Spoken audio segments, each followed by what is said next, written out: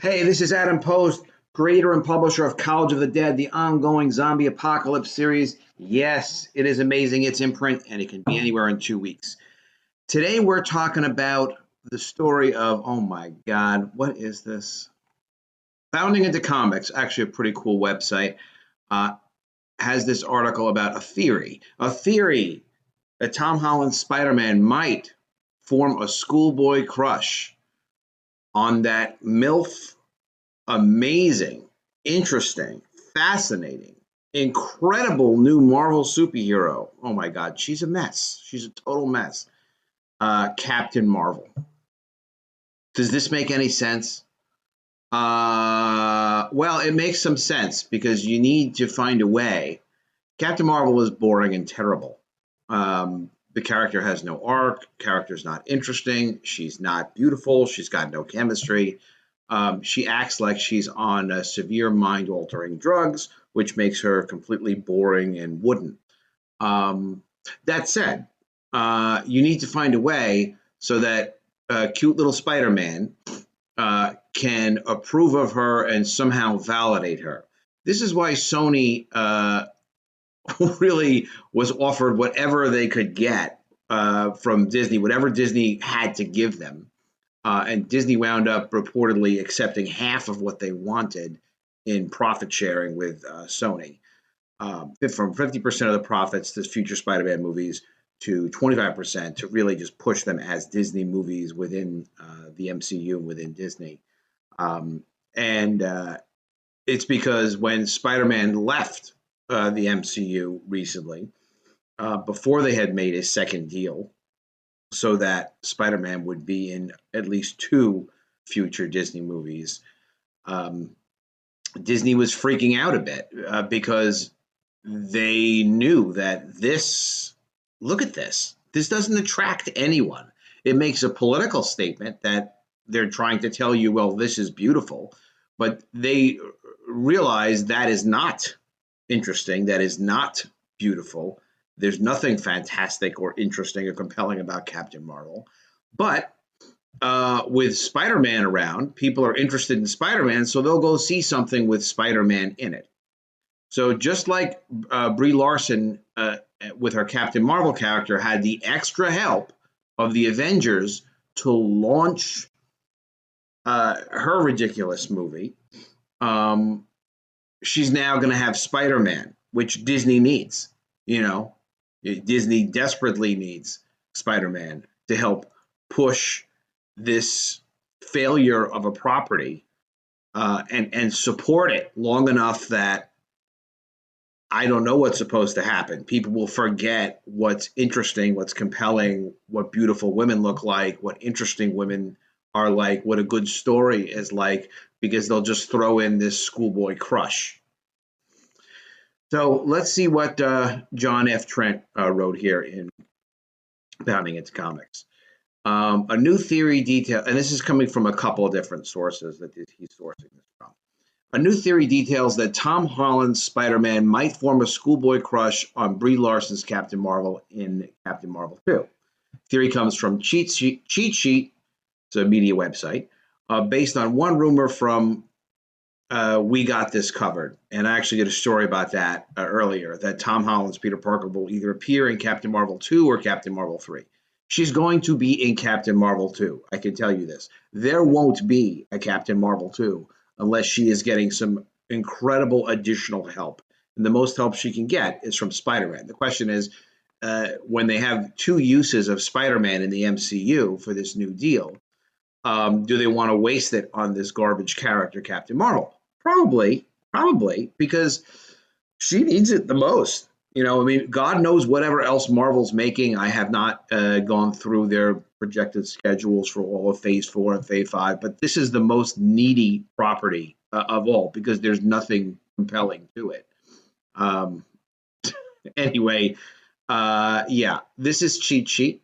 Spider-Man may develop a crush on this Avenger in the MCU, and then of course they're talking about Spider-Man there.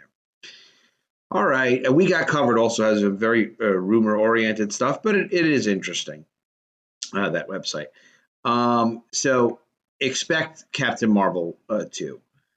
Is this a good thing for Spider-Man? I mean, Sony's just doing this to make money and to maintain the relationship with Marvel. God knows what Marvel's threatening them with to try to tie up the property of Spider-Man somehow. Technically, they shouldn't be able to do it, but Marvel is a very big operation under Disney. Who knows what they're capable of? We got this cover specifically notes that Marvel Studios boss Kevin Feige wants Spider-Man in an upcoming Captain Marvel.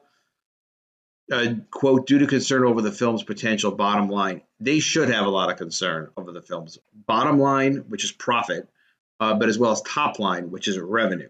Because there's just so many times they can misreport, as they did in Captain Marvel 1. I did videos about that, when Disney's estimates for box office were somehow off by an astronomical amount when the quarter that Captain Marvel came out in theaters. This scamming is outrageous. There's schemes, there's scams. It's not good. YouTuber Doomcock, who actually has a really great YouTube channel, you should subscribe to that. Also subscribe to this channel, of course, and click the bell for notifications, like this video, and also check out this Doomcock channel, though. He really has a lot of cool information. Doomcock echoed this rumor when he detailed that a source told him that Marvel had been planning to pair up Captain Marvel with Spider-Man. Of course, in order to humanize and balance Captain Marvel out. Humanize. Why should you have to humanize a character? Think about it. Like, isn't that what the human being brings to the character? No, not when you hire this Brie Larson. And not when you put on these restrictions of she's got to be a social justice warrior, religious creep. Religious as in the religion of social justice warriors. Okay. Captain Marvel arrives at the final. Yeah, this does happen. Captain Marvel arrives at the final battle in Avengers Endgame by tearing her way through Thanos' flagship. Thank goodness she was there. Where was she before that, right? After destroying the ship, she seeks out Peter Parker and retrieves the Infinity Gauntlet. Him. What do you mean? Okay. For him? Is it to him? I don't know what they mean to say. Peter tells her, hi, I'm Peter Parker, to which she responds, hey, Peter Parker. Okay, here's a little bit of a spark. Very exciting. However, they also point to the comics where Peter Parker briefly went on a date with Carol Danvers and Ms. Marvel. Ms. Marvel, what a property. Why is this their art? Why are they using this art? They have better artists, but they don't have editors at Marvel anymore. Okay. As you would expect in any superhero comic where the main story centers around a date, a number of low-level villains crash the party because low-level villains are always looking to ruin dates. However, Spider-Man and Ms. Marvel, a.k.a. Captain Marvel, are not deterred. We need a new Ms. Marvel type property. I think I have a couple of ideas. Keep an eye out. They vacate their fancy locally grown food restaurant in favor of a street vendor and his made-from-scratch chill and hot dogs? I think they mean chili and hot dogs. All right, is this edited well? No, it's not really edited well. But, hey, they put the story out. We'll give them some credit. We love the bounding in the comics, guys. Chi-Chi theorizes that Parker may have become enamored by Carol Danvers and Captain Marvel in Captain Marvel 2, or may become... I mean, I hope they try to do this, and then they realize, like, to put the two of them together is completely ridiculous. So I don't think they're going to actually, I mean, I don't know what they're going to do. You know, they're deciding to expand and completely remake the Marvel Universe, the MCU movies with social justice female warrior characters. There are plenty of room for characters of all types of genders, sizes, and diversity, but it's got to make sense in the story. And that's the thing that Disney doesn't realize. I'm going to put a link into this article so you can check it out for yourself. But that said, it's time for you to check out College of the Dead. Hey, I'm Adam Post, creator of the College of the Dead graphic novel comic book series. Take a look at the printed prototype. This is what the book's going to look like. And we've got the 100-page ashcan book of College of the Dead. This shows how we made the book. It's got all the script and layouts. It's really, really educational, and it's really great behind-the-scenes stuff. And we have the art book, which is an 8.5 by 8.5 Black and white book. It's all the art without any lettering. A really terrific book, too. The way you can get College of the Dead is to go to collegeofthedead.com. It'll bring you right to the Indiegogo page where you can buy the book. You can check it out. You can see the first 12 pages of sequential art. I think you're going to love the story. I know you're going to like the comic. You will love it. collegeofthedead.com.